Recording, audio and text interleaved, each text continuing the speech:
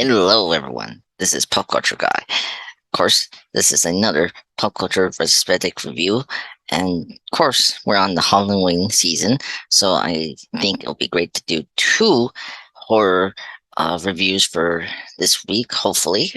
If not, well, this one could be good enough for a retrospective review. It's on The Thing. Ultimate in Alien Horror was the promotional tagline in the 1982 film John Carpenter The Thing. Of course, everyone knows that this year is the 40th this year's the 40th anniversary of this classic film. Sorry for that mess up. Those five simple words refer to the one of the greatest, not the greatest science fiction horror films ever made. It's hard to believe that's 40 years ago for me. Past since the release of the John Carpenter's The Thing, which blended the elements of the 1951's original The Thing from Another World, and of course the novella was based on Who Goes There, to form an entirely new specimen that has been nearly possible to imitate all these years later. A tale of snowy isolation and creeping paranoia is the thing that makes The Thing so highly entertaining. The Thing follows a group of 12 men at a Antarctic research station who find themselves visited by a thought-out alien life form capable of replicating any living organism. In this case, shape-shifting abilities, like Mystique from the X-Men films. What It wants to take them over and headed for more popular areas as discovered in the film until the whole world is absorbed by the thing.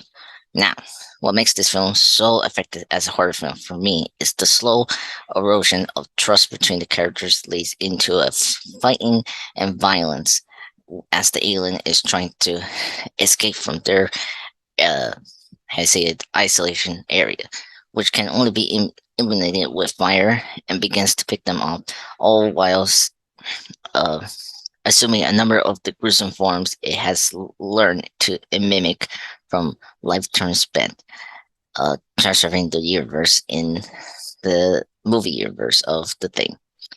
This helps a lot because the frozen log and the horrific extraterrestrial being of a former origin may conjure up the cosmic dread of a at the Mountains of Madness level of actually was it LH or the Lovecraft feels.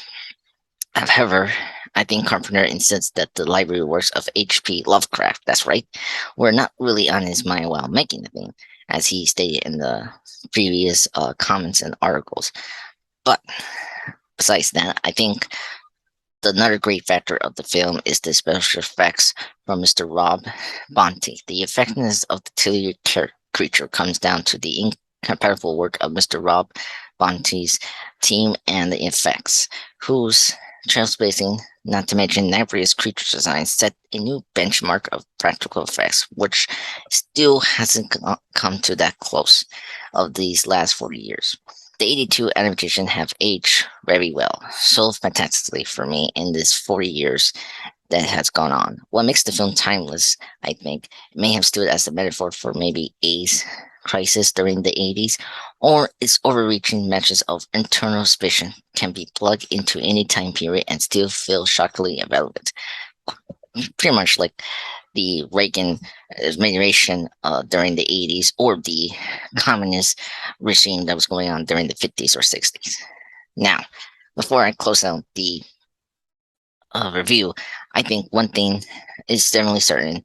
The Thing is one of the best Carpenter films of all time.